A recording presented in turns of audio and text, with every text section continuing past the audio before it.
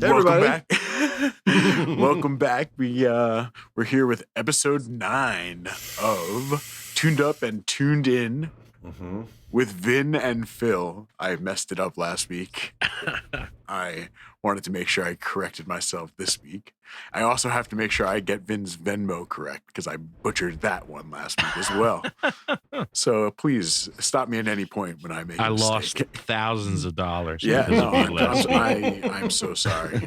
So we're going to have to find this other guy, Vin Mott, whoever has the Vin Mott Venmo account, and go beat him up. But welcome back to another episode. Today we have our special guest. He's been here before. He's actually our first repeat. We love him that much. And it's mainly because we are talking about solos again. And when it comes to soloing, this guy knows nothing. Absolutely nothing. He's just a waste. And he's terrible at it. Yeah, no, awful. So we decided, maybe we should bring him on to perhaps educate him a bit on what a good solo is. No, obviously I'm kidding. Tom is one of the finest soloists I know. Just super, super tasteful in everything that he does, and always he's the guy who makes me most often have the O face or the what the hell was that face in a good way, how did he do that? It happens every time somewhere in one of his solos. I'm like, oh, I've never heard a guitar make that sound, and he just did that. That was crazy. Oh, thanks, guy. And I know he knows a bunch of solos, knows a bunch about soloing, and there's nobody else besides Vin who I'd want to be talking about this with. So, just my luck, I have the two guys that I would want to talk about this with. Deeply offended. Almost deeply offended. You redeemed yourself. Oh man. But so welcome, Tom. Welcome back to the show. Thanks for being here. Feels great to be here, man. Feels comfy. Oh yeah. Well, I guess before we dive in, we always hit our couple of quick bullet points, and then we'll dive on into talking about some solos. Just real fast. First and foremost, we have the Vin and Phil Show playlist on Spotify. If you search that Vin and Phil Show, you will find it. And it has all of the songs that we have talked about in other episodes and all the songs that we will talk about in this episode. So you can stay up to date by checking it out all the time. And I would suggest perhaps stopping the podcast every now and then and taking a listen to the songs that we're talking about so that you have a good reference point for anything that we might be talking about in this episode. Hopefully it's there. It will be. That's why we tape way ahead. The stuff from 2 weeks ago may or may not be there yet. I don't know what you're talking about. But by the time this episode is out, they won't know a thing. The magic of TV. And next on the list is we are all working musicians and have obviously been making our way through this current time as best as we can. But we all could use as much love as we could get. And if you're feeling a little extra generous and appreciate us, we would appreciate you. Maybe send us some love our way. And so we all have Venmo accounts. My Venmo account, I'm going to do first because I know I won't mess that one up, is at Phil-Silverberg. That's silver like the metal, B-E-R-G. And you know what? I'm going to just let Vin handle his. You can send me a little love in at Vincent-Mott, at capital VINCENT dash capital MOTT. Ooh. And Tom, do you want to shout yours out? I don't. No, I'd like to keep it private, actually. That's cool. So, no, I'm kidding. I was like, all right, man. Send him your money. Here's the only problem, though. This is the only problem with this. I can't figure out a way to set it up differently, but it only accepts donations of $500 or more. Wow. So, it's just the thing like that. it's a glitch in the system, so it's not my fault, but So if you have to get through, it's at least 500. But it's at Thomas THOMAS dash Nadolski NADOLSKI. $500 or more. Thanks, guys. Awesome. Yeah, no, and don't be stingy. 500 is really just, It's nothing. It's not really that much, especially when we're talking about Tom Nadolski. You know what I'm saying? For real. Mm-hmm. You guys don't even know. You don't even know. Listen. Those donuts are not going to buy themselves. Somebody needs to buy those ribs are not going to buy themselves. No. Oh man, we got some eating boys on here. And then the three of us could put some ribs down. Down. You're going down. Yeah, Vin, if you come back up this way, just make sure you bring a whole All mess the of ribs with you. They won't last. Come on, man. I'll have 26-hour drive home. I need to bring a whole lot of ribs to last that long. Put them in a smoker in your trunk. I'd be It'll be done by the time he gets up here. Man. Dude, I'd be putting down a rack every hour. I like Chug your Tom's racks. idea, man. Just get yourself a pig, a whole pig, and a rolling pickup truck. barbecue, and A pickup truck. smoke it while you're on the road. Well, Yeah. On the drive. by the Smoke time you for get up, it'll be a 26 done hours. pig. We'll celebrate your return. Yes. Yes. All right, I'm into That sounds it, guys. doable to me. I'm into it. Now, the last and final thing is we all have different musical endeavors and projects that we all work in and play on and all that kind of stuff. I have a new song out under my artist name, Lo-Fi, and the song is called Oolong. It's been out for about a month now, and there's definitely going to be some new stuff coming out in the very near future. So keep an ear out. And Vin, you want to shout out? Go ahead. Just let them know what you got. Check out my brand new EP called Country Blues in Quarantine. You can listen to that everywhere you can find music online. Awesome. And Tom, if you want to shout out any whatever. Yeah, anything, sure. any projects you're working on, or Yeah, some videos and stuff like that. I'm working on a track with Aaron Lockett Awesome. and Mark Dollar. We're doing a little thing that we wrote together. That sounds absolutely wonderful. So I'm promoting that. I'm also promoting everybody being nice to one another. You know what I'm saying? I definitely. You know what I'm saying? I like that. All right. We need more advocates of being nice. That's all it takes. No. Pretty Hell yeah. simple. Oh, seriously. I dig it. Mhm. Well, I think I'm ready to just dive on Let's in kick here. this thing off. So, Tom, I've been asking everybody when we've been doing these episodes. I asked Vin first, and then last week we had the man Sean Ronan on last week, and I asked him also. And since we're talking about solos, I just want to know, for you, do you have an idea of what a good solo is to you?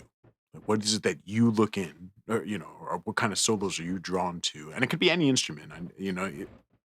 If it's a guitar solo because you're a guitarist, I understand, of course, but no limitations. Guitar or nothing. Are Other solos. Are there other will ever instruments? do. I didn't realize there were other instruments. I'm sorry. No. All other solos suck. Yeah. Just guitar solos. Well, I don't know.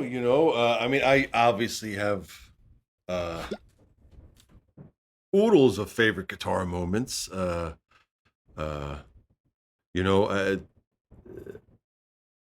just solos in general. I am to a fault. I definitely ignore lyrics the most in music. They're the last things I listen to all the time. I'm always listening to what the instrument's doing. So I'm just always about my favorite instrumental moments for sure. Which is why I like, things like Elizabeth Reed. It's just Sure. like, I don't know, man. That's just like to me, that's one big, long solo, kinda. I mean, obviously not. I'm not an idiot. But, it's just, I don't know. No, I understand what you're saying though, and I've talked about that for myself. This also that I think we brought that tune up. Well, Yeah. and yeah, last week, as much as I have, well, we might have been, we might have talked about it because we were 2 talking weeks about, ago. well, When we talk about Jessica. yeah. Yeah. And I guess for me, I often feel that I am not drawn to listen to the lyrics, which I guess ends up being a circle back to who my song this week that I'm going to talk about. Bruce Springsteen. The reason I end up listening to Bruce Springsteen is because for whatever reason, he has a way that draws me in. His lyrics are the few, and maybe it's that the music is like kind of knucklehead, not to knock it, but it's not the most complex music. So maybe it's that there is that space for me to just listen to what he's telling, and that's the point, is that you want to hear his story. But outside of that, for myself, I agree with you. I tend to like, I'm listening to a song, and if you ask me what the lyrics are, I'm not gonna know, but I'll be like, that melody was killing, or the chord progression in the bridge was amazing, that's just kind of where my brain goes naturally. But that being said, Tom, as far as solos, like if it was just talking straight up solos, you don't even have to name favorite ones, but like if you think about some of your favorites, are there things that run between them that are consistent, that you find consistently, oh man, I really love that when somebody has this kind of structure to a solo, or Yeah, sure. I feel like a lot of rests. I feel like there's a lot of space. It's like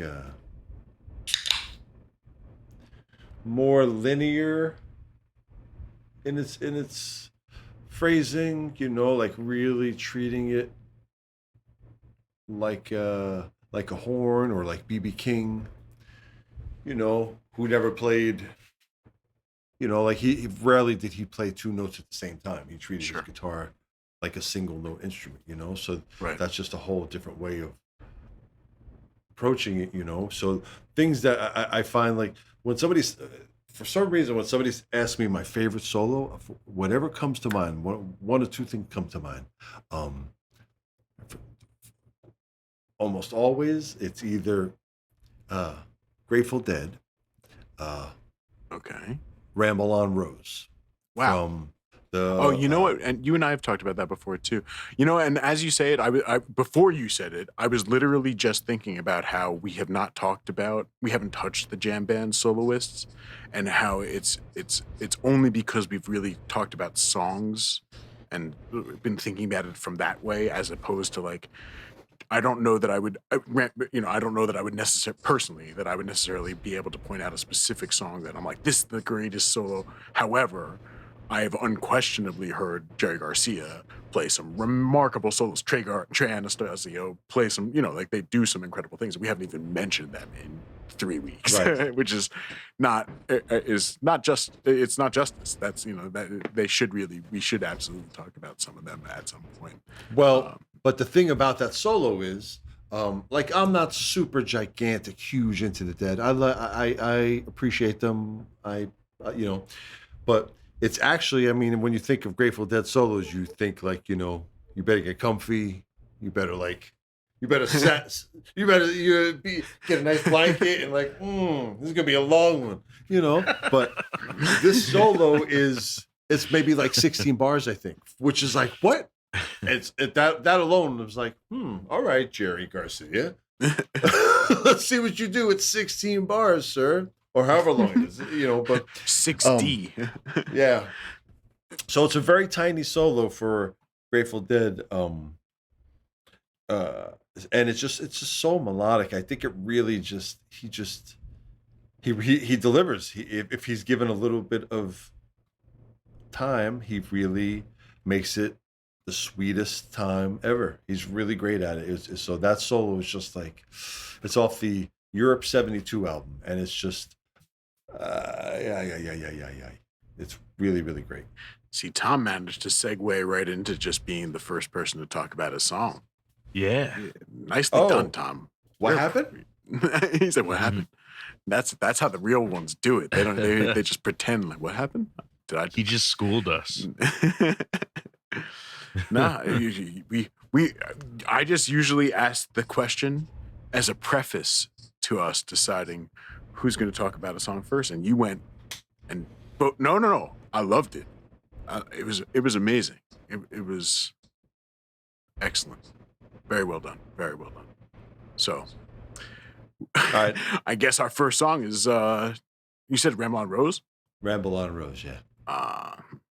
It's a beautiful one. That's one, you know, when I've played with there's a dead band that I play with every now and then, and it's one. It really is a beautiful one to play with. There's certain songs of theirs. Well, I guess we're here to talk about solos. We won't talk about the songs. My bad. But I guess I'll finish the thought. There's certain songs that literally when I'm playing them live, I guess for me, there's also, you know, it's definitely my family, obviously, dead fans around here. Certain songs, you know, I think Ripple, for instance, that song to me is just one of the most beautiful songs ever. And when I'm playing it live, it's hard. It makes me tear up. That's an honest, like, almost every time I play it, I don't know why, other than it's just like a powerful song. I don't know. So, but anyway, solos. But yeah, man, like I said, we haven't talked about the jam banders at all. You know, that being said, I mentioned Trey and I mentioned Jerry, but you know, jumping ahead a little bit, Derek Trucks, talk about somebody who knows how to just listen. There ain't enough time. There is enough time to talk about Derek Trucks right now. There's not enough time. It's impossible. In terms of soloing, though, you know, I mean, like the guy has the ability to just go and go. It just 4 days. He doesn't have a limited. So you know, we all know that feeling on a gig where you've played 3 hours already, and you know you've used all your bullets. You know what I mean? Like how much you got left, and this guy just seems like there's an infinite well of thoughts that he can just dive into. And oh, you want me to go for another 12 minutes? Okay, no problem. I got you. You know, like, oh, I'll do with a slide now. Okay. Like how you know, the Hollywood movies, you know, at the last second the hero comes out with like 1,000 more bullets. You know, that's Derek. He's like, I got oh, you mean these? No, these. Man, I just watched a solo of his. What the heck was it? It was The Sky Is Crying. With him, Tedeschi Trucks. Oh, poop. I forget the actual one. But man, my God, oh man. I was in absolute goosebumps. I was like, holy Christmas, what he just, and I've heard him play not thousands of solos, all right? I don't know who said thousands, but I said thousands. But whatever. A lot of solos by the dude. And the dude still, man, like, he took this one solo and he went once, twice, and then that third solo, my God, I didn't think it could be brought to another. And he just finds a way. Oh, he's just beautiful. Well, so you're kind of touching on what we've talked about as what we've kind of honed in on, like that the shape of a solo. You know, being able to take people on the trip with you while you're soloing. It's you know, it's whether you come out blazing fast or slow or whatever it might be, you got to be able to take the people with you somewhere. If you're going to go fast right out the gate, you know, make sure you know, so you got enough gas to keep going, because for real, you're coming out with so much excitement that like it's either going to be a short burst or you got to find a way now or find a way to dial it way back and be able to create another place for you to create a lift again, you know? And I think we've kind of found that the solos that we all end up being drawn to as musicians end up being those kinds of things. You know, and then I guess the other side of solos is the ones that we talk about that are like the bar solos, you know, the bar song solos that everybody knows because you can sing them. You can sing the Sweet Child of Mine solo. We know those parts, you know. That's true.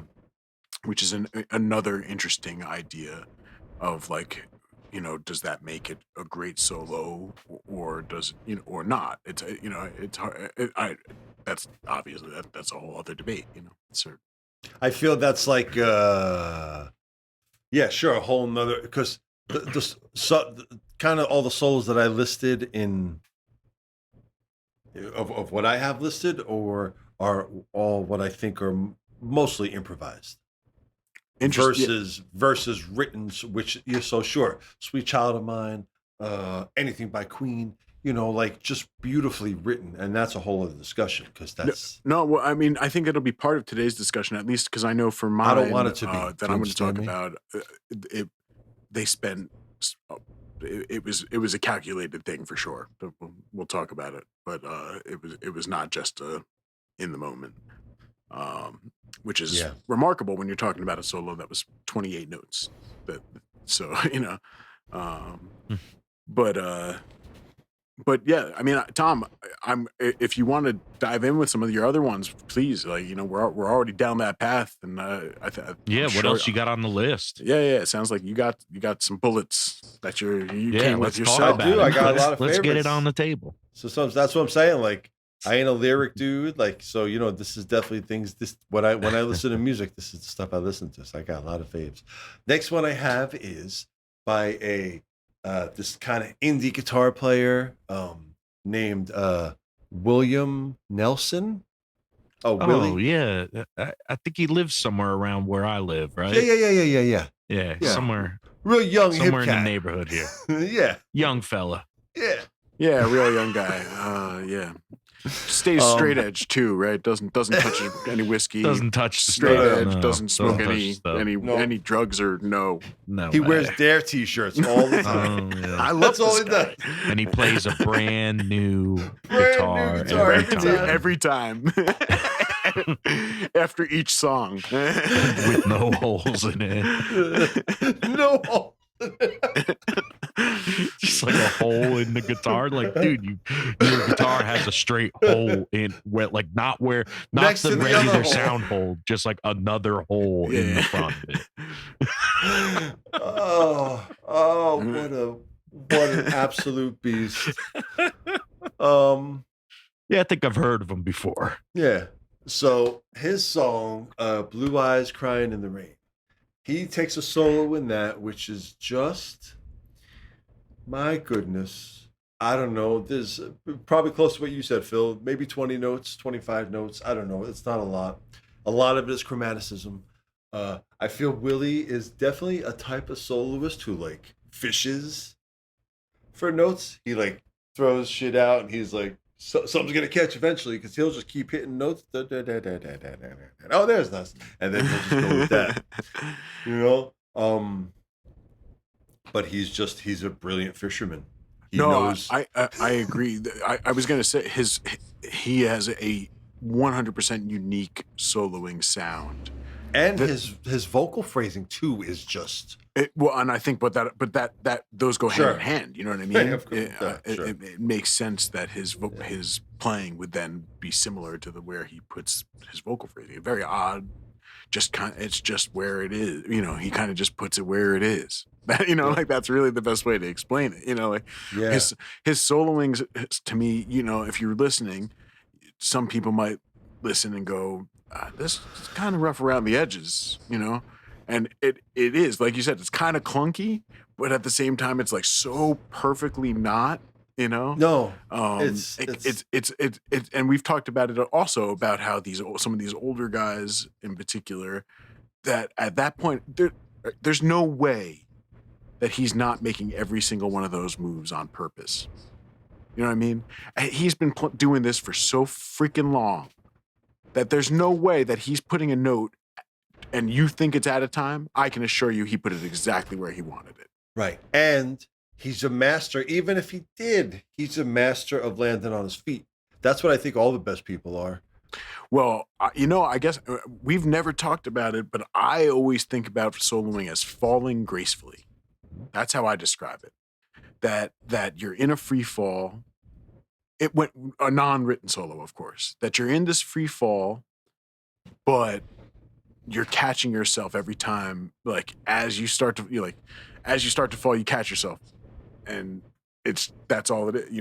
That's all it is. It's a constantly trusting yourself to be able to take that fall and know, all right, I might be playing a riff here that's me just getting to my next thought. I'm not there, but like that, and that's that's how I talk about it with students, is that it's like falling gracefully, and that I think that's why it's hard for to teach it to students, is because you have to learn to trust that, like, I know it sounds like some hippy dippy stuff when I tell you, like, you just got to go for it, but like, yeah, it's like that scene in there's really no other way to describe it with, like, to somebody who's never done it or is trying to learn to do it, a beginner or a lesser player of some kind. Like, there's no way to, it's one of those, there's a lot of things about music that, like, really cannot be put into words correctly, without you interpreting it, in your own way and figuring it out through practice and trial and error and failing. That's soloing is one of those things. Like, you kind of have to, like, be like, even if you feel like you suck, you have to, like, be confident and dive on, like, jump right on it, or it's going to slip out of your hands immediately as soon as you play the first note. If you're, like, hesitant on it, but it sets you up for failure for the rest of the 8 bars, 12 bars, 40 bars, whatever. Yep. But, like, you have to kind of go into it with some balls.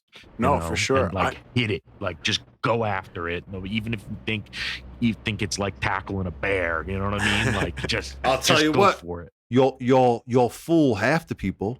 Yeah. If you go in with confidence, half the people will be like, "Oh wow, that was outside." Other people could be like, "What the fuck was that, bro?" But hey, man,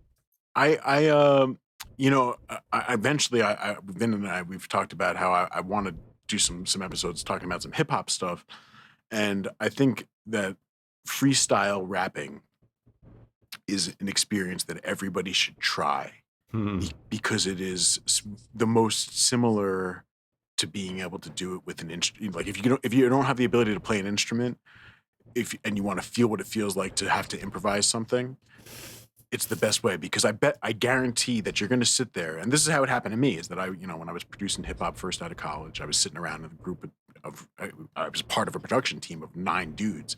Everybody rapped except me, right? So we're sitting around, and freestyles are happening constantly, and you just kind of get tired of, like, not being able to sit there, and so your brain starts going, or not sit there, or just sitting there and not saying anything. Sorry.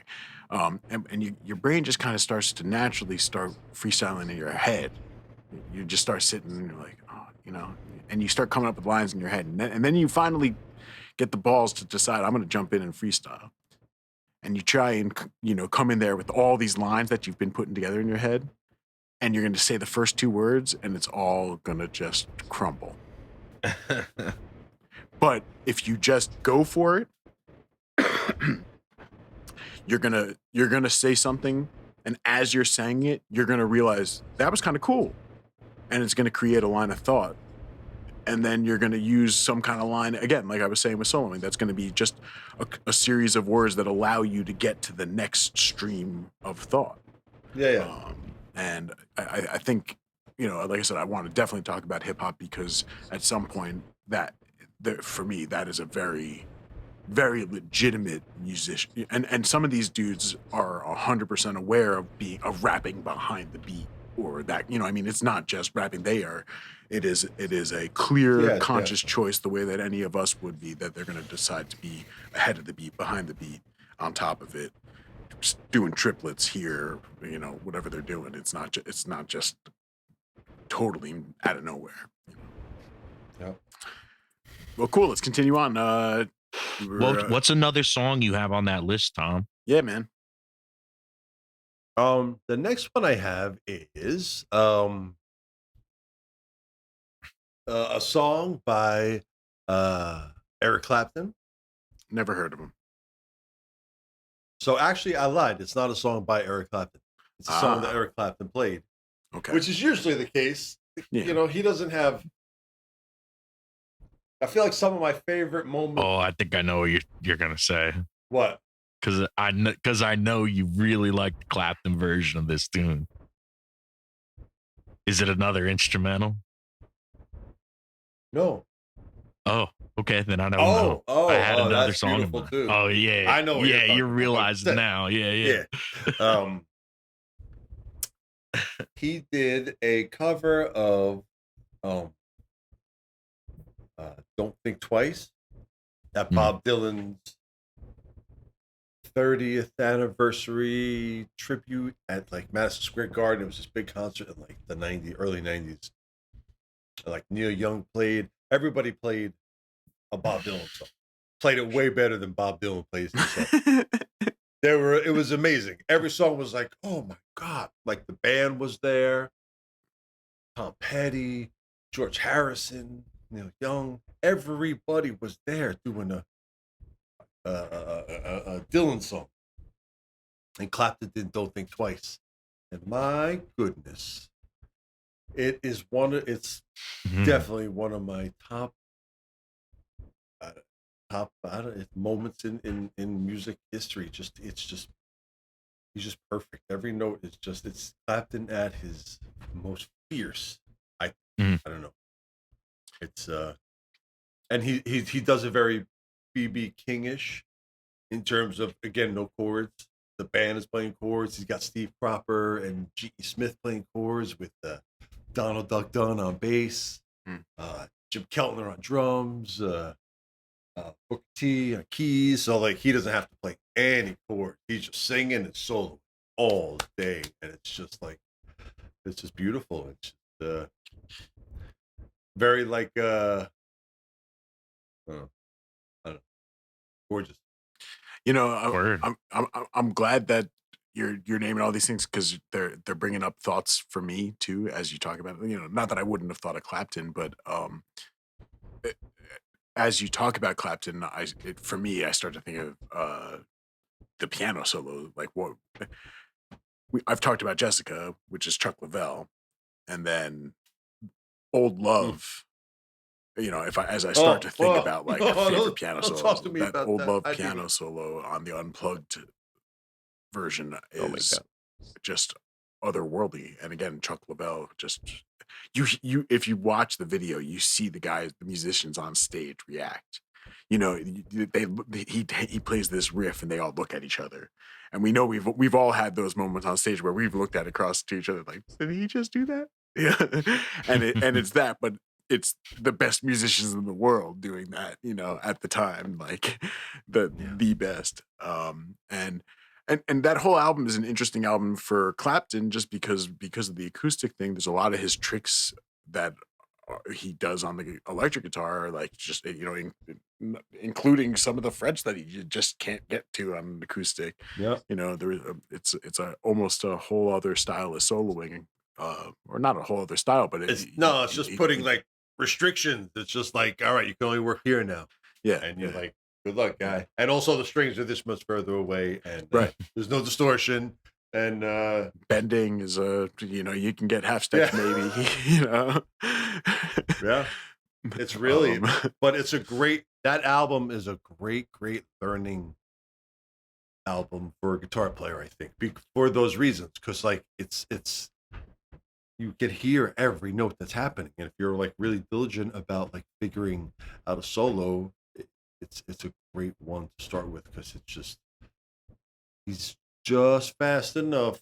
He's to be manageable, but not Van Halen or even right. Stevie Ray. Like he's a good, but he sacrifices the speed for the proper notes, which you know so many of his solos sound written, Sure. which is, I mean, and they're just clearly improvised. It's Well, like, God damn, like, yeah. Well, so now I don't know. I mean, I wouldn't be shocked if this next guy that I'm about to mention is probably on your list somewhere. But I would say the same about him is SRV. That when I hear him play, every single note sounds like he is playing it in with every intention. Like there, he is not messing up. Like every single thing is a choice. But at the same time, it's like that. It's so good that it's like this guy really was improvising all of this all the time, and he was. But it's exactly that same type of thing. Like I said, it's just like, wow, you know. Yeah. But what anybody else you got on the list? I mean, I know you can go on for days, I'm sure. I want to hear from you guys. I haven't heard. Yeah, well, like I said, we've been talking for weeks, so we got some other ones, of course, but it was exciting to have somebody else throwing some other cool ones in there, man, for sure. So like that's why I'm loving it, and like I said, you made me every single one you brought up made me think of one that I hadn't thought of yet, which is awesome. Let me see what else. If I'm talking about the Beatles, that's not enjoy allowed. talking about. That's not allowed on this show. Where's the? We're not James. You can where's talk the about the Beatles Nickelodeon? all you want. The Nickelodeon like ooze. These kids. the slime. The slime. We slimed you. I wish we could.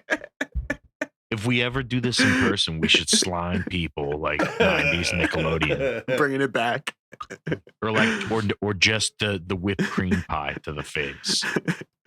No, but I'm just just messing pie around. people. I'm just messing around. Of course, man. The Beatles, of course. Listen to me.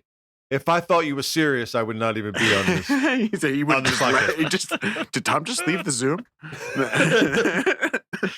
Slime. So sure.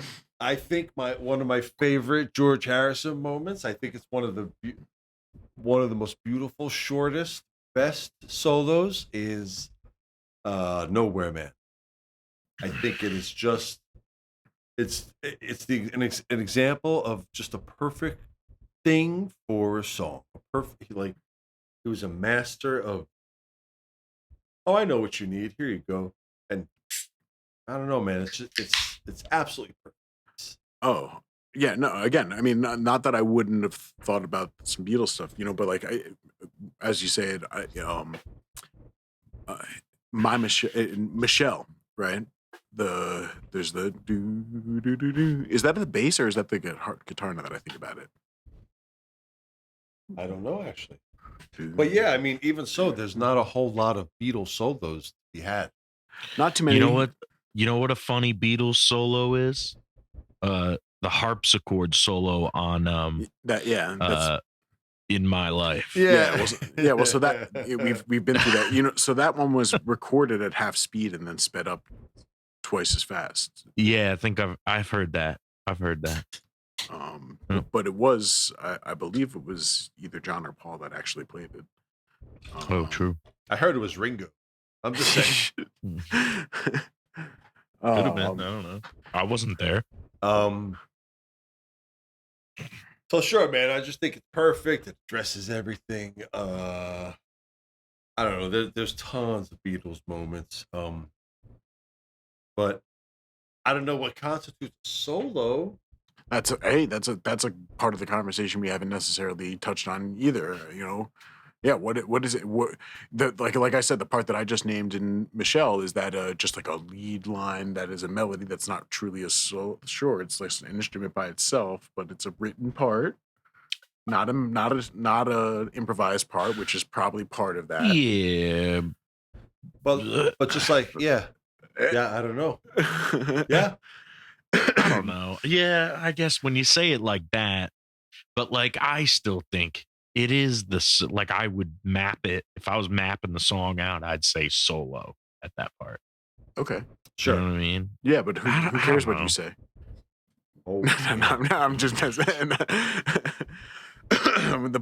the gloves are off. It's not tonight. like he's playing like what the vocalists are singing. Like if he did that, it would just be dee dee dee dee dee dee dee dee dee. You know what I mean? He like it's got more to it.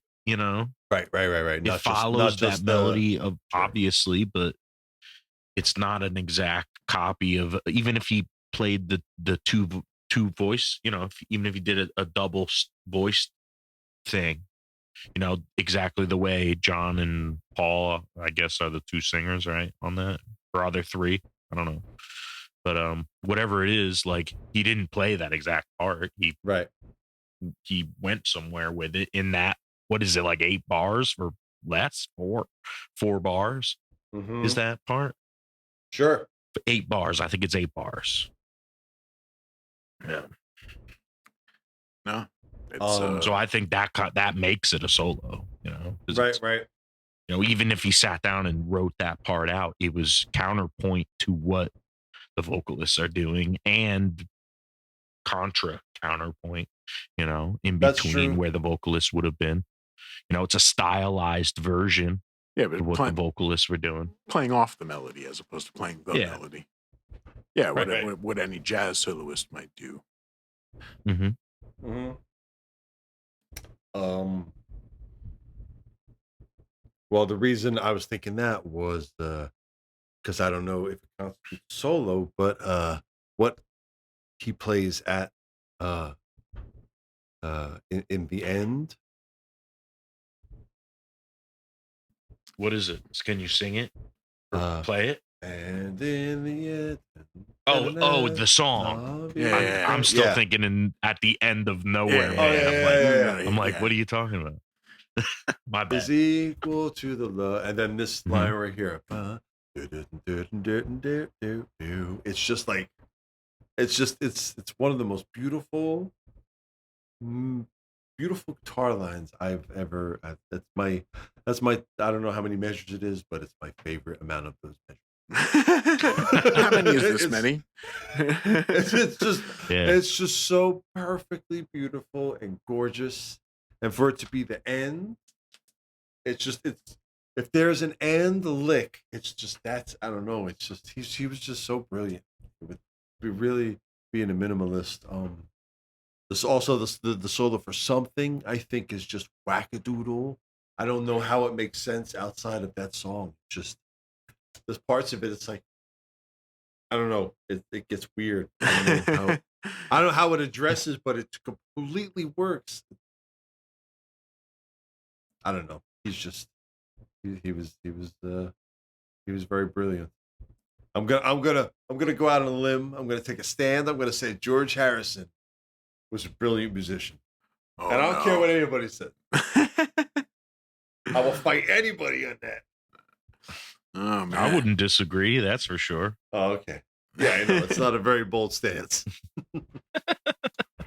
No, actually, no. There's some really great stuff when you really look at ultimately his solo stuff. I think I rivals the same numbers as Paul. If it doesn't outsell it, if you really look at it, he's got a bunch of stuff. He's arguably had a more successful solo career than Paul did. Don't tell Paul that. And Paul's still rocking, so I guess he's got more of a career to go. Hell yeah. Sure. I feel like I like George's more of his solo career for sure. But I don't know them. But Paul's got really good stuff too. I don't know. That's the tough. It's not a matter of picking favorites. All I'm talking about is sheer numbers. Not even trying to pick favorites. If you just look at like record sales, the numbers. You think George has sold more as a solo artist than Paul? I think so. I think there you'd be. I think if you a couple of there was the double album, right? He had it was like a double. I don't know George's stuff all that well. I watched a documentary on him a year ago or something like that, and I was blown away with all of the information. I had no idea.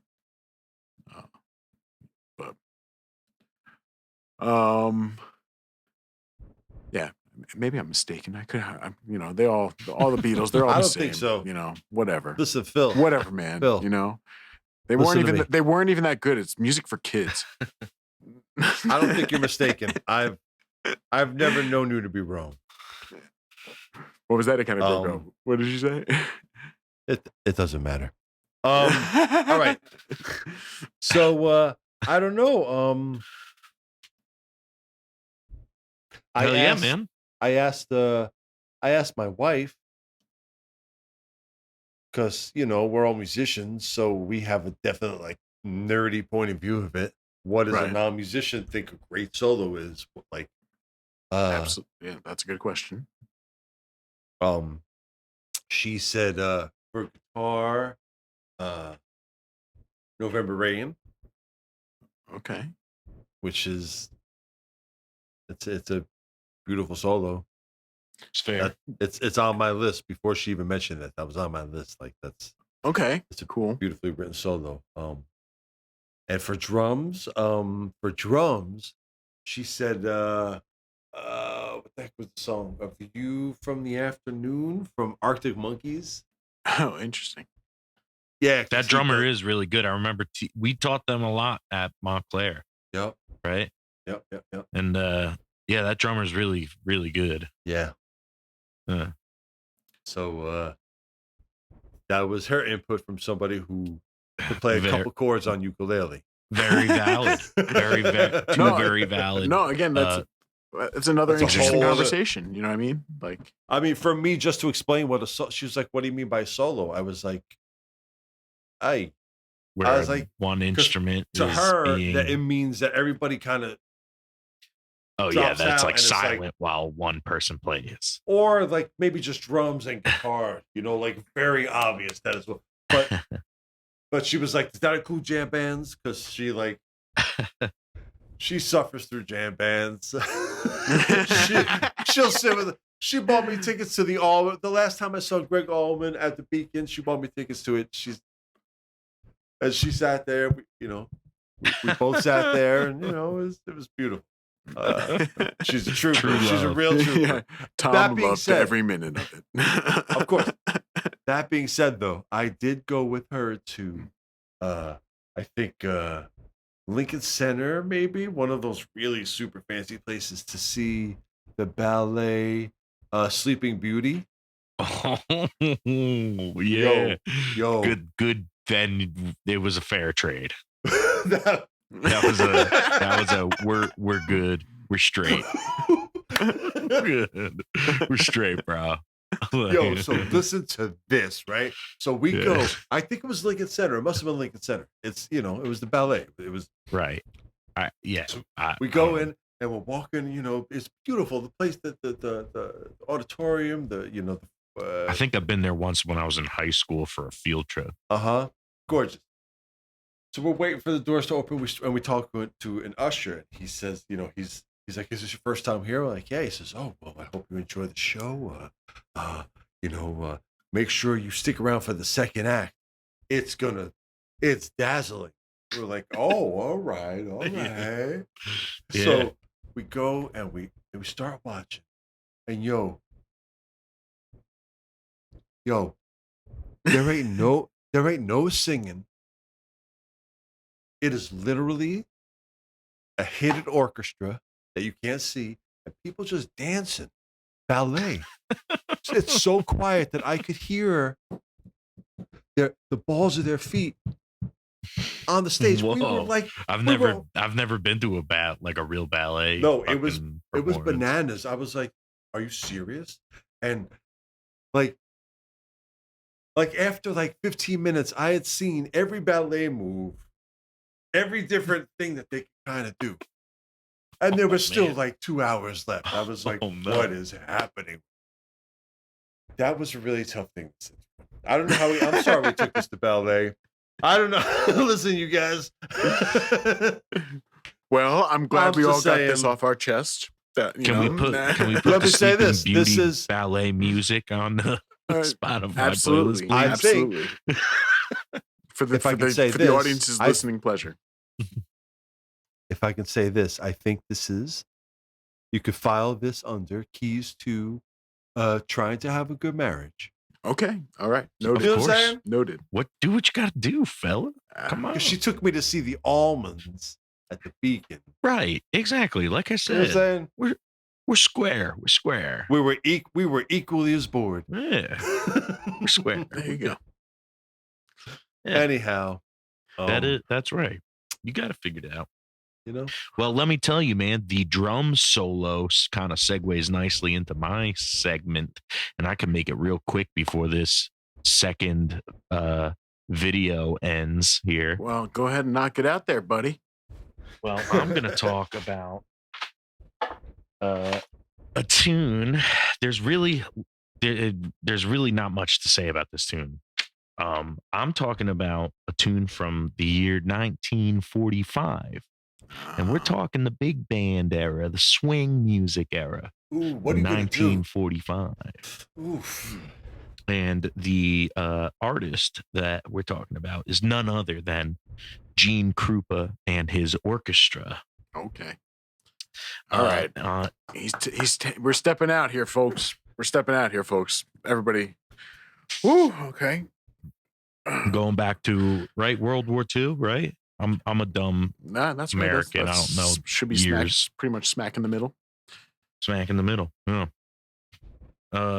January 22nd, 1945, Gene Krupa and his orchestra released Leave Let Leap, it's called. Now I was nervous about saying that. Leave Us Leap, it's called. Leave Us Leap. 1945, Columbia Records. Literally, I tried to, as much as I could before I started getting frustrated with not finding anything. I couldn't find shit about this record other than I have it on a compilation. I own it on a compilation. So it exists. And it exists.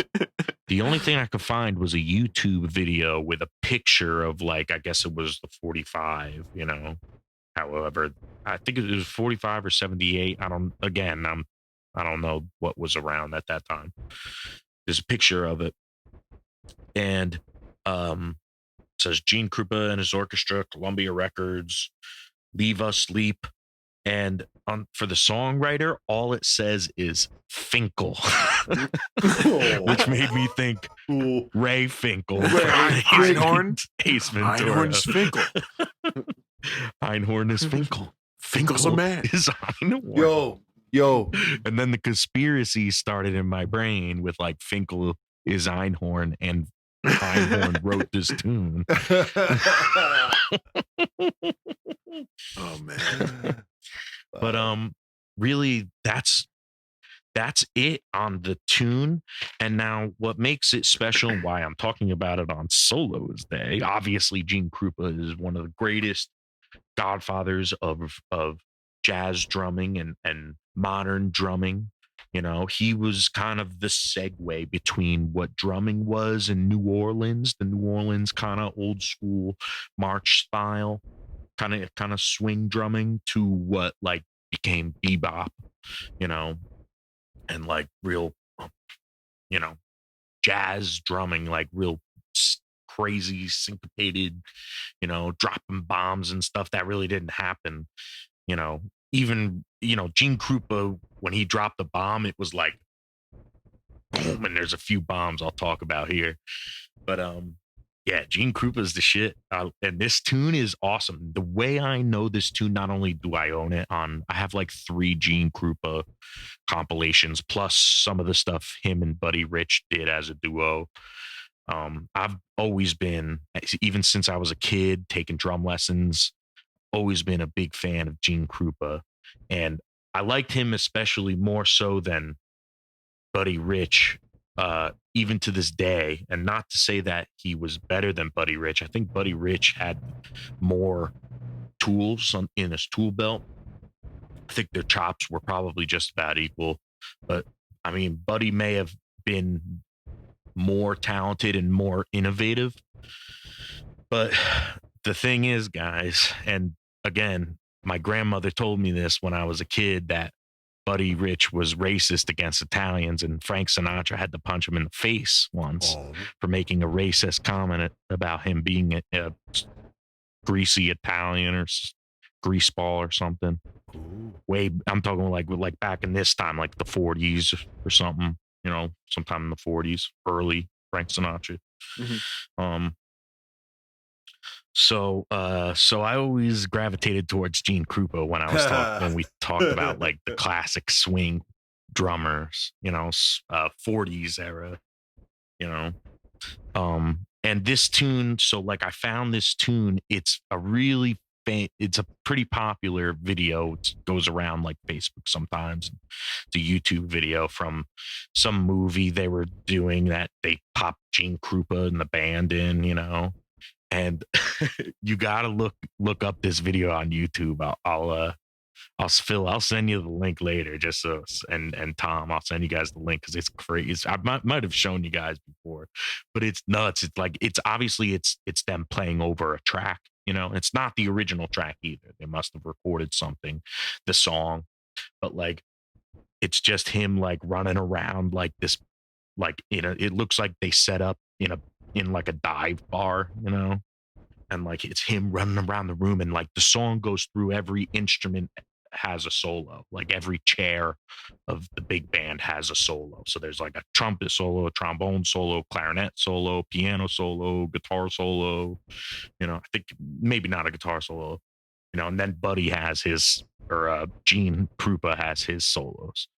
But he runs around. He's like so fucked up, like obviously fucked up in this movie. It's like like a Hollywood movie from like the 40s. He's so fucked up. And he's running around now, like there's a guy playing drums on the kit while he's like direct. Cause he's like kind of getting in everyone's face, conducting them, and like slapping his hands and shit. And then it's time for the solo. And it's just funny. You gotta like watch it. It's funny how he like kicks the guy off the drum set, sits down, and just goes right into the solo. And he's like, you could tell he's not playing anything that was recorded, But the solo's got these big, or not the solo. I'm sorry, I'm not talking about solo. The jump. It's the shout chorus part of the tune. Like back in the swing era, you'd have the AABA form, right? And then you'd have solos over that, and then you'd have like a coda that brought you to this part that was almost like what became, I guess, in songwriting world, a bridge. It was a little bit, wasn't so different, but it was just like a big, huge take where all the horns are blasting like melody and counter melodies, and everyone's hitting the same rhythms. It's called the shout chorus. That's the only thing I know about it, really, from the little bit I've learned about jazz music. He kicks the guy off, and they go in the shout chorus, and the shout chorus has these like real abrupt and long pauses, like a dotted quarter note pause, in the smack in the middle of it, and like it. You just have to watch it. I'm going to send you guys the link, but now I'm getting off track. I'm coming back to it. Leave Us Sleep, Gene Krupa. So the tune starts with a drum solo, and the first solo is an 8-bar solo. And it's sort of march style.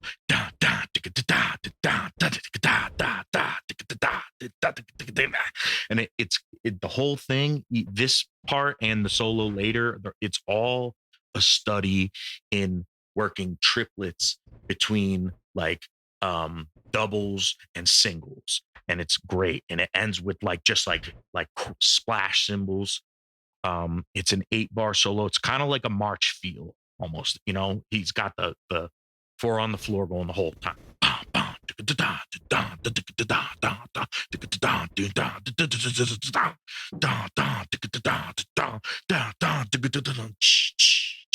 And the band hops right in.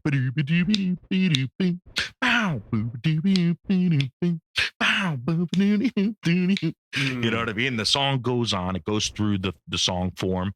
And then, like I said, every instrument solos. There's a sax solo, trombone solo, trumpet solo, piano solo. And then they do the big shout chorus. That's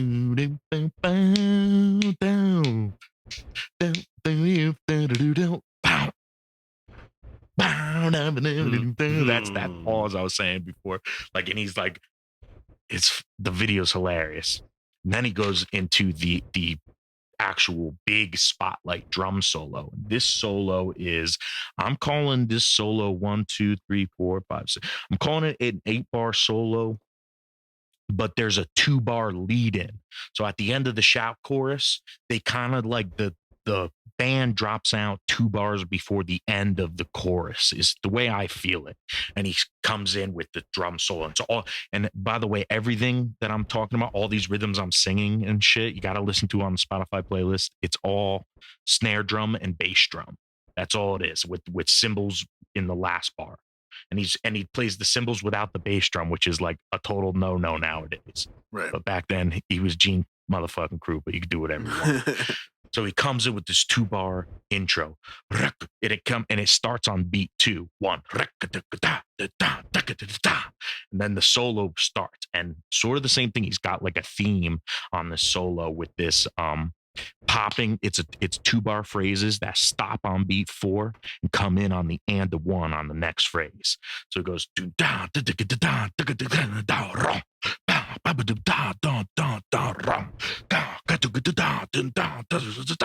then the same thing he kind of like builds it with big huge single stroke triplets and then crashes or and then they hit that shout chorus again, right? And the thing that makes the shout chorus coming back to the shout chorus is so huge is like that beat 1 is just like a freaking bullhorn, you know what I mean?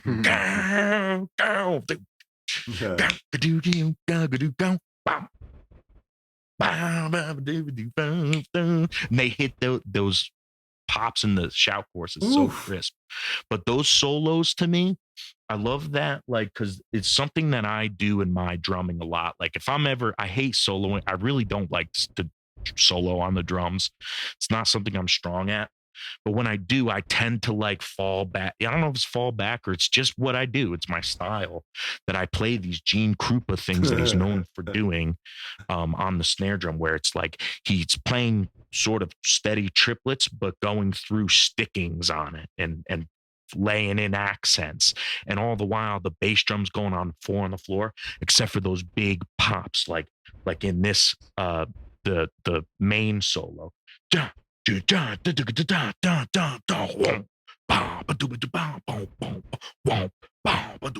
what I mean? He lays those bombs in. He's just one of the greatest. This song is not only shows how he was one of the greatest drummers of all time, but like that his band was one of the most swinging motherfuckers of all time. This is an instrumental tune. So when I said songwriter, I really meant composer, you know, Finkel.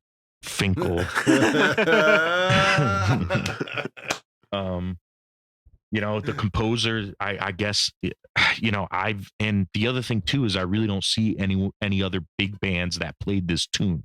So it must have been written specifically for Gene Krupa. Yeah. And I'm sure Gene Krupa made those solos up right off the top of his motherfucking head when he did them. And well, where they were written, I don't know, but. Well, one thing's for sure, Vin. It seems like you really fucking hate that song. I love this tune. Yo, I'm gonna send you the link while we're going on the next one. But well, it sounds like later. It's awesome. It sounds like you don't know about it either. It sounds like you're not familiar with it at all. No, I think he just stumbled upon it on Spotify. It was a suggestion. You know, he was listening to Green Day, and it was like suggested artist. You know.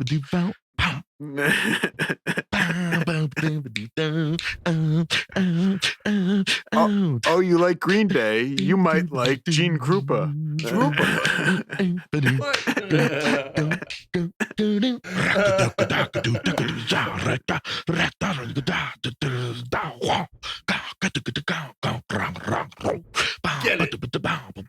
Get it. You missed it last week, Tom. He played the whole solo of the harmonica solo last week. This guy, he's putting on a show every episode that people don't even know. That's why people don't even know that you know, he this guy just took a drum solo with his mouth. Yeah, everybody wants to talk about John Bonham taking solos with his hands and stuff, and here's this guy dropping Gene Krupa solos with his mouth. Dude, it's killing solo. I can't wait for you guys to hear it. Well, we will absolutely take a listen. I might even take a listen right now. You should. Oh, highly suggested. Leave Asleep. It might be hard to find. I hope it's on Spotify. No, you know what I'm going to do? I'm going to go on the Spotify playlist called the Vin and Phil Show, and I'm going to go take a listen to it now. Yes. I think it'll be there. I'll find a way. By the way, I did like very quickly transcribe, like half-ass transcribe the solos that I just talked about. Ooh, that's I know it's looking backwards for you, I know, but that's very it's like it's not perfect. It's not like every little detail in there because there's some roughs in there that. Oh yeah, no, I can see right there. That's a mistake right there. I can see. Well, you see where I like cross out notes. I did it in pen, like no, that's not what I'm talking about. No, I'm talking about but you got some other mistakes. I did it in pen, like I see this one here. Yeah, no, like that's a fucking idiot. But I did like write. I was like the only way I'm going to be able to talk about this shit and know what the hell's going on, bar to bar, is if I write it out. You don't just write out like dugga da dugga da dugga da da da da da. No, and I was like planning on playing it too, but I see what I do is I use my drum pad as my computer stand when I do these things. Oh. So I was like, well, I could put it on the milk crate, but then it would just. It's not that, but like I was just like maybe I'm not gonna play. Yeah, no. What you did was, but I excellent. did like quickly just like try to listen because I had transcribed this once actually for Willie back home for one of our lessons because I had nothing to challenge him with. I'm like, what? Well, the only thing I do is teach him what I do, So I'm like, I've always wanted to learn those solos, so like I already kind of half remembered them, but I just like quickly wrote it down. Nice, like anyway. Intense. Yeah, that's awesome. Well, mine, I guess, if I'm gonna dive on in, leads me back, as I mentioned earlier in the episode, this epic episode. I'm gonna be talking about a Bruce Springsteen song, and now throughout our 9-episode life here, I've talked about Bruce Springsteen quite a few times, and it's probably gonna happen more. Yeah, and I almost was so close to picking the exact same tune you were gonna pick. So I guess even talk about it, and I just changed my mind at last minute. So we'll just reveal the tune. So I'm gonna just dive in. I chose to do Jungle Land by Bruce Springsteen and the East. Well, I guess it's technically just by Bruce Springsteen, but performed by Bruce Springsteen and the East Street Band.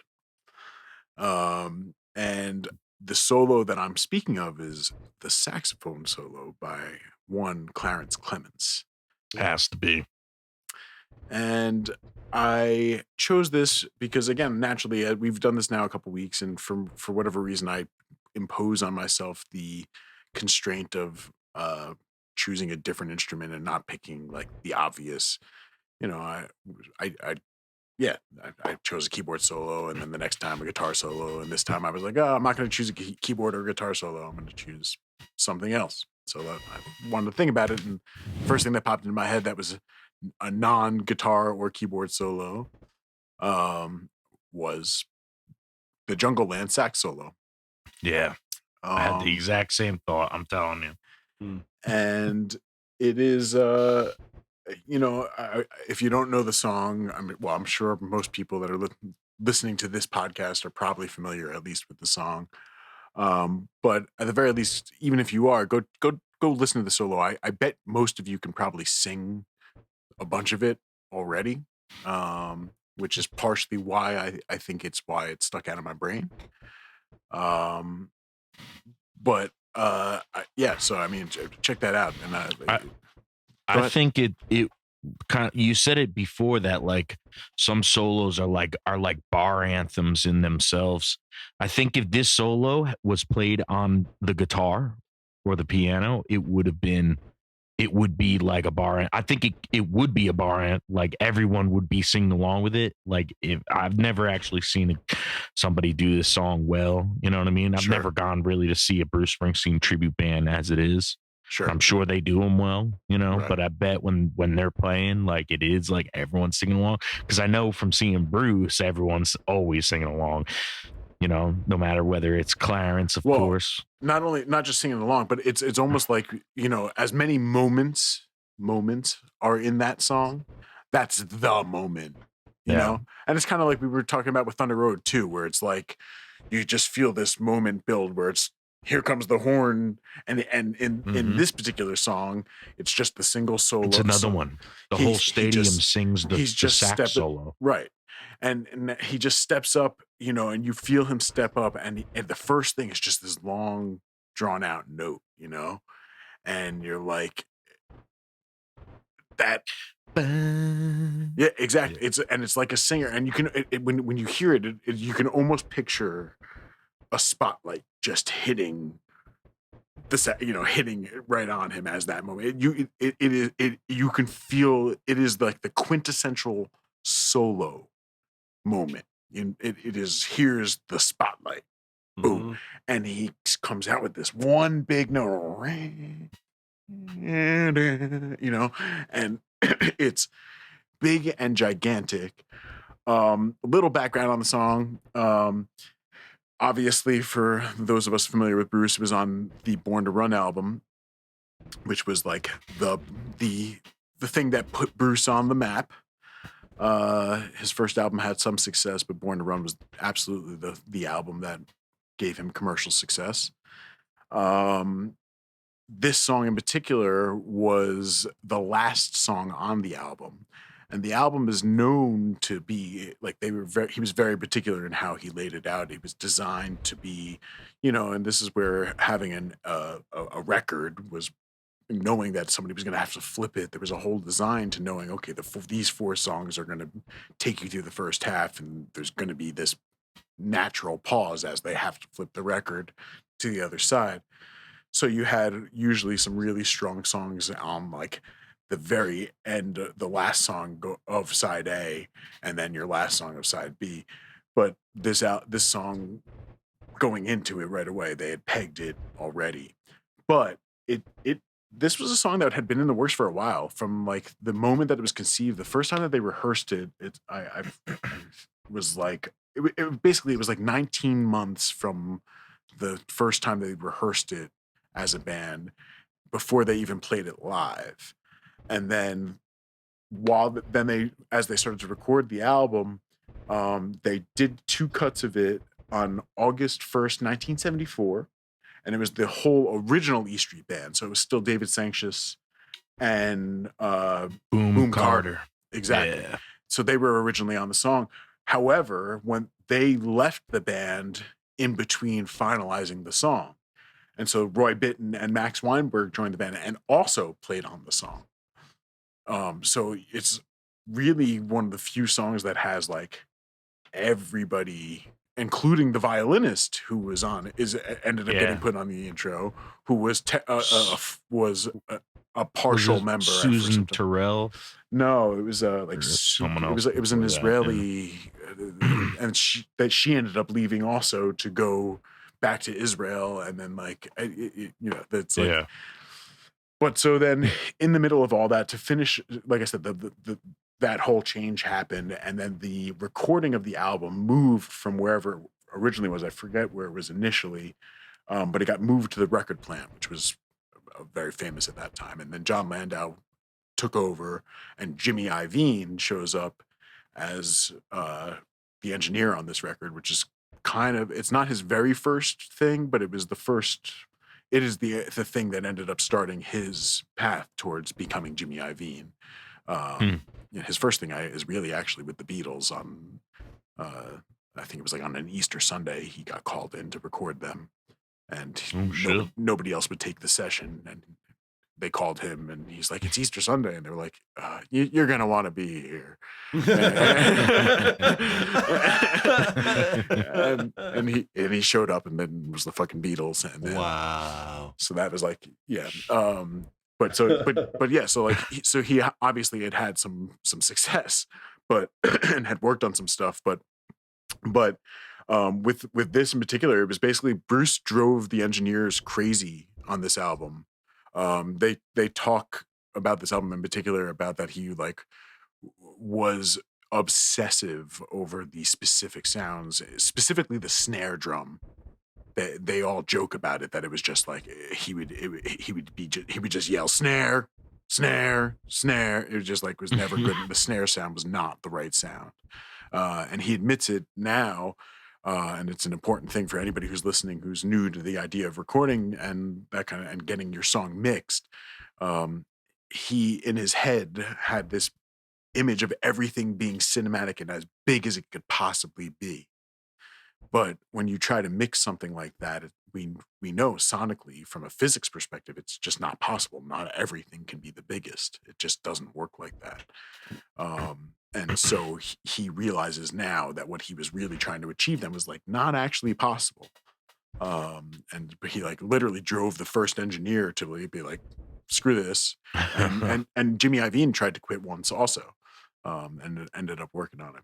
So they were, and the only reason I go that deep into talking about all that is because he was that obsessive about everything. And this song's a 9-minute song, so you could imagine like, but really they got the main tracks down in 2 takes. Like I said, those first 2 takes early. Then they spent 3 days doing the other stuff with the new guys. So it was lead guitar tracks, new vocals, and Clarence's solo. There's a quote from Clarence saying, "All we could do was hold on, smoke a lot of pot, and try to stay calm." He said, "We spent 16 hours playing and replaying every note of my solo in order to satisfy Bruce's attention to detail." So 16 hours. And like I said before, this is, I think, I forget exactly. I wrote it down somewhere, but that was like 28 notes he plays. Mm-hmm. It's not a complex But thing. wait, let me ask you something, because I feel like I've heard this story. Maybe it was a different song that I'm getting confused with this one. But is this not the sax solo that Bruce basically built from like multiple takes of this solo, and he just splices in this part here and that part there? Yes. No, That's it, right? Yeah, and that's why I'm saying it took 16 hours because he had him keep playing. Because he had to do so many takes of it just to get like each bar of it. Yeah, he was like, this one note from this section was good. Cool, great, boom. God. Yeah.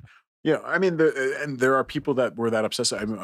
What's Fagan? I think they talk about him that way, being that way with some of the Steely Dan stuff. That he was obsessive to like moving every individual snare drum to every exact, by hand. And it's one thing to do that now in the digital world, like it's super easy for me to do. We're talking about cutting tape. Oh my God! Every snare drum, right? Every God. Stop. It's easy. It's a whole other story when you think about it like that. You're like, oh my God, that's obsessive. But yeah, so but that's, you're right, Vin, that this solo is definitely pieced together like that. Yeah. Now, and which is incredible. Which is incredible, but it adds another layer to our conversation, our earlier conversation about like improvised versus written versus not just written, but now like, he was like essentially writing and then it was still then pieced together. I guess that would be arguably, I guess, arranging at that point, I suppose, or it's still writing though also, Yeah. But it's very interesting to think about that. And really, if we think about it, we maybe we don't want to think about it, but many of our favorite solos were built the same way, actually.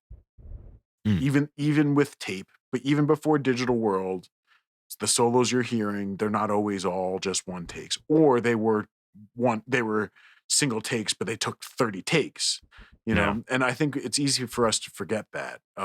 We're so used to hearing whatever song we're hearing with the solo on and being accepting of like, this is a fucking amazing solo. We don't think of like, maybe it took 30 solos pieced together to make this amazing solo.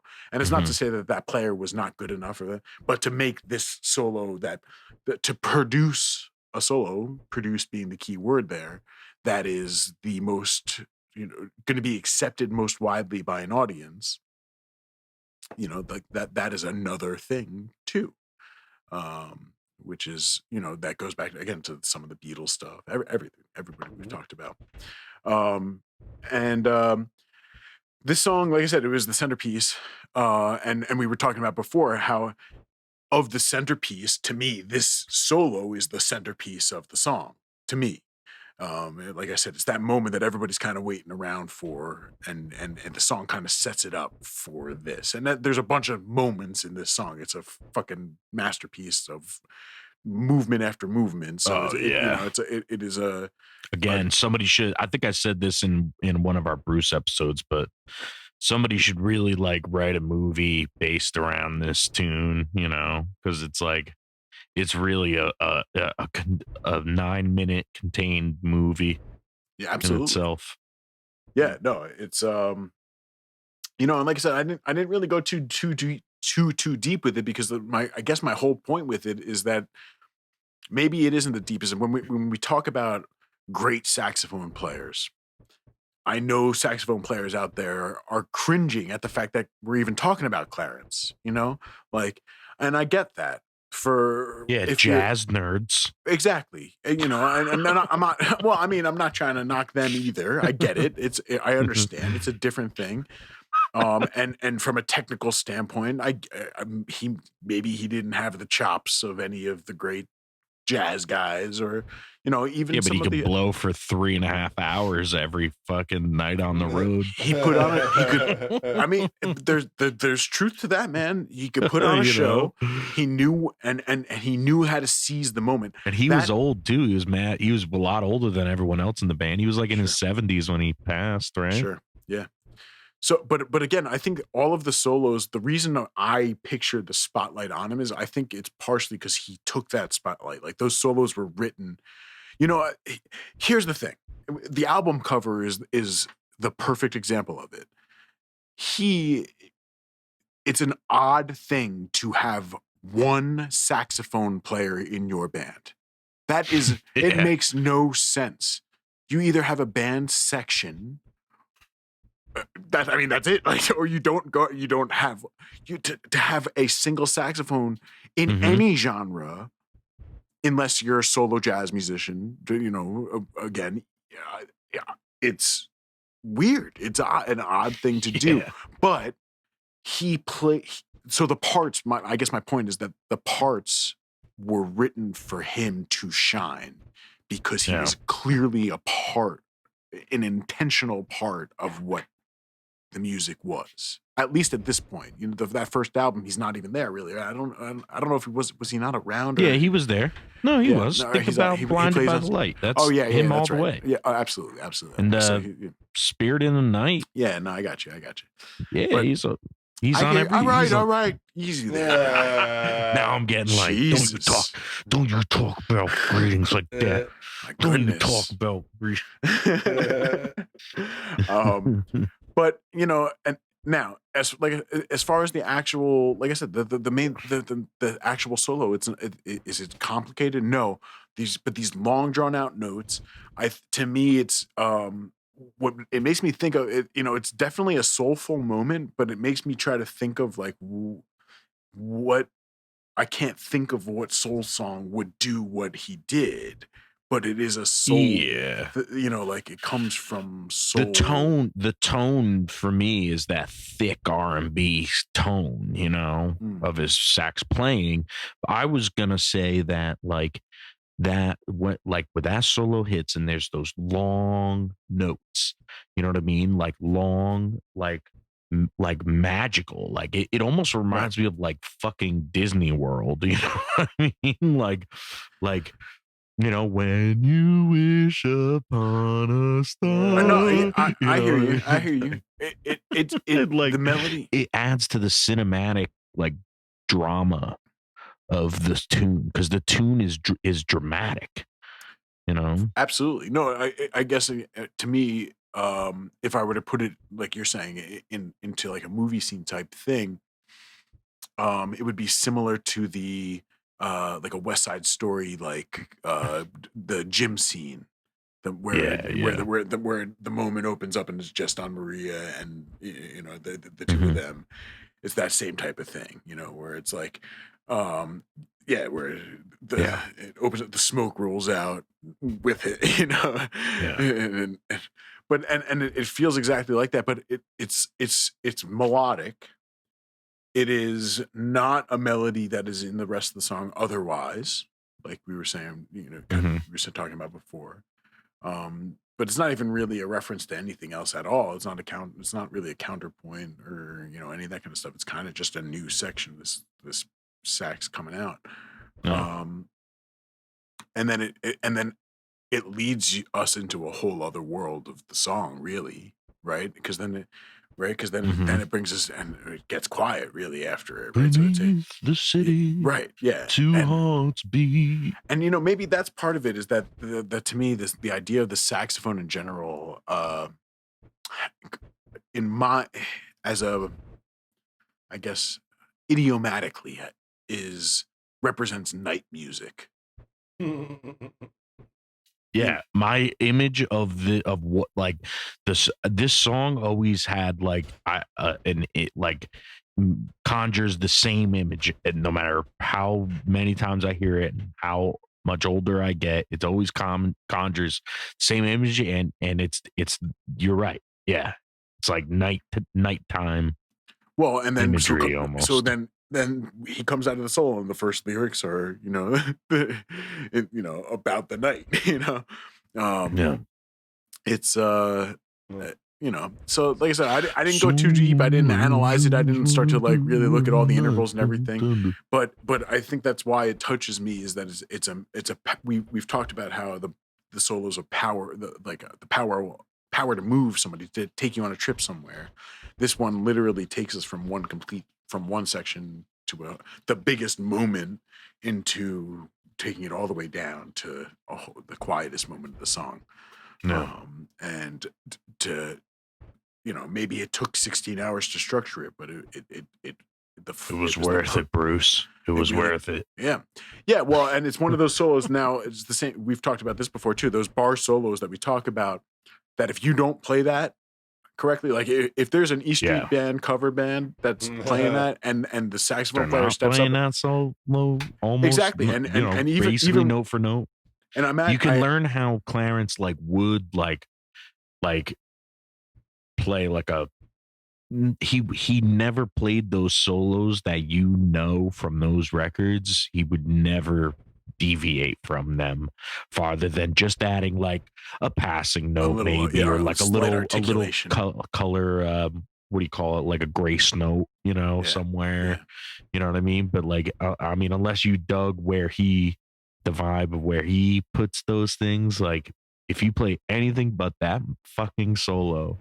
Yeah, well, that's what you know, in Bruce's biography, it'd be like playing Hotel California without, you know, somebody's just improvising. You know, like that's not the way the song goes. That you can't argue that one. Well, you know so in Bruce's biography, he talks about, you know, when Jake took over after Clarence died, you know, those type of solos, like, how do you step up and now play the solo that Clarence has been playing forever, and have to play the same notes? You know, like you can't deviate either. No, you have to play that part or get a different job. And you're gonna, and you know when you play those notes, that even if you play literally note for note what he played, that there's going to be somebody out there that's like, nah, he ain't Clarence. Well, of course, you know what I mean. Because he ain't. Of course, I try not to let shit like I let a lot of shit bother me, but I try not to let something bother me that, like, oh, you're fucking, you know, you're not the same as the guy that came before you. Like, yeah, you're fucking right. Exactly. You know, but he does. I mean, I saw him with the nephew, right? The nephew took over initially. Yeah, Jake. Yeah. I saw them a couple of times with him. He's great. He's great. Yeah. And the thing is, like, sure, he would add like a flutter on a note or something, but he played Clarence's parts, and that's the job. You know, in that band, you're gonna be the sax player in that band. have to play that part. Right. Sorry, but if you don't like it, then just continue looking for a fucking saxophone playing gig. But you're not gonna go on tour with Bruce fucking Springsteen. Maybe I don't know. I can see Bruce in his older years being like, "Yeah, man, I think it'd be pretty cool if you just like played something different." You know, like, I hope he doesn't ever do that. I really think that the melody could go. Maybe it is about time we change it. Like, no, what are you thinking? No. But yeah, man, that about sums it up for me anyway, man. Cool. Like I said, I didn't want to get too deep into it. I it's just a solo that I love, and We always do. Look, we just um, did 30 minutes. Yeah, no, that's how it happens. Yeah. The time does always fly, Vin. We know that is the truth when we get into it here, especially now. We were just talking about Bruce. That like it like kicks it into hyperdrive because we're Bruce nerds. We are. I'll always be a Bruce nerd. I don't care. Fucking everybody, blues fucking assholes can make fun of me. I don't give a fuck because I'm fucking Bruce nerd. All right. Well, all right. That's all there is to it. Are there a lot of people out there that have a problem with that? You guys live in Jersey, so that's all I'm gonna say. No, that's fair. I lived in Boston for 6 years, and they like Bruce. I don't know if he's lying or not. Something tells me they don't like Bruce up there. No, they do. They do. Most people like Bruce. Oh, see, yeah, right. But then a lot of people don't. Well, Berkeley is Berkeley. That's another story. I think the people at Berkeley liked that I liked Bruce. I don't know. Maybe they didn't. I don't know. I don't think anyone knew what the fuck Bruce Springsteen was. Because I was like the one in like every fucking, well, like there were a lot of Jersey kids there, but because I was like probably one in every 6 kids who was like from Jersey, got what I was talking about. Well, like I said, I guess that just about sums it up, or doesn't sum up nothing. We summed up nothing. But we talked about a lot of stuff, and I had a great time. I hope you guys had a great time. I hope the listeners hung in there with us because we definitely talked about a lot of great stuff. And if you listen again along with our Spotify playlist, it will. I think it would be super fun. I mean, Tom rattled them off, man. He had a bunch of great ones. Yeah, he did. Great job, Tom. Excellent. Great job, Tom. Thanks, guys.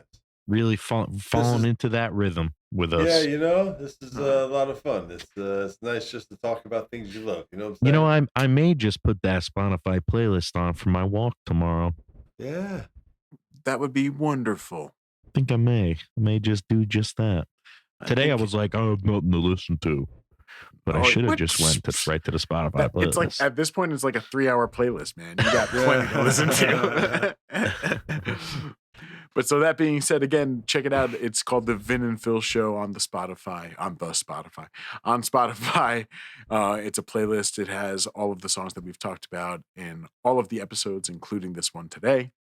And like we were just talking about, great playlist to just listen to. And it's also really effective to listen to the podcast along with it.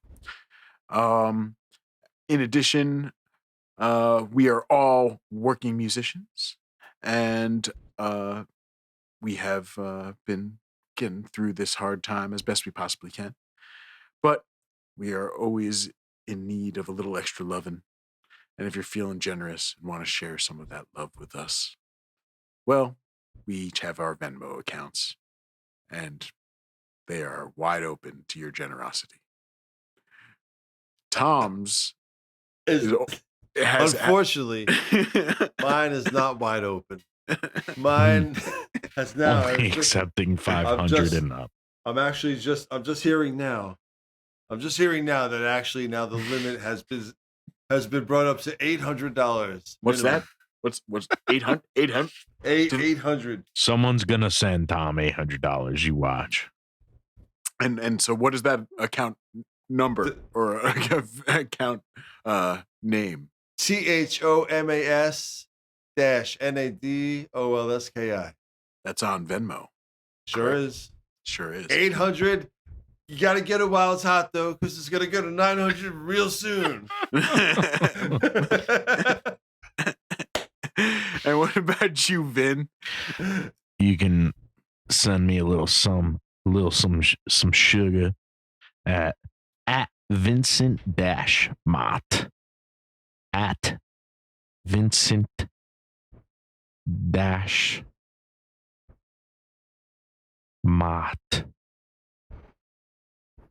That's with 2 T's, everybody. 2 T's. And mine is at Phil-Silverberg. That's silver like the metal, BERG, not with a U. Get it right. And I was trying to get that Gene Krupa stop in there. Oh, Dash Mott. Nice. Nice. Go And listen to that tune. You'll know what I'm talking about. last but not least, we, as we mentioned earlier in the episode, we are all musicians that put out all kinds of music and working on all sorts of projects. And you can check us all out on different places. My music is on all streaming services, and I am under the artist Lo-Fi. And I have a new song named Oolong that is out, and you should go check that out. Then Vin, I think he's on my is my music yeah, is everywhere music can be streamed as well. And you can find my brand new EP, Country Blues and Quarantine, available everywhere. All right. And Tom, what you got, man? You can find me when you need to hear me. Awesome. In all seriousness, what we didn't mention before, Tom, I hope you're still doing the video thing, but for a while you were doing some killer videos, and I hope you're still doing it. Like I said, is there a place that these people can go check them out? Sure. Tom Kruski on Instagram. Yeah, I got a bunch of videos there and YouTube and stuff. You know, I do a lot of covers and stuff like that. You know, a lot of fun. Awesome. My favorite is the "Can I Pet That Dog" video. That's the best. And then you played on it. That thing was in my brain. I can't tell you. Like for 3 weeks, I couldn't get it out of my head. Just the dry video before you played on it. Same. I couldn't get it out of my head. And I was like, I have to do something. I have to stop. The dog's face. When the dog sits with his legs wide open and his belly sitting there. I mean, it's the most hilarious thing. I love every second of it. Oh, I love it so much. Well, everybody, you can see that video at Tom Kruski on Instagram. That's true. That video will be there for your viewing pleasure and viewing laughter. And like I said, that about does it for us. So I'm going to put this beer down, and I'm going to put up these here 2 deuces because I got one hand in my pocket.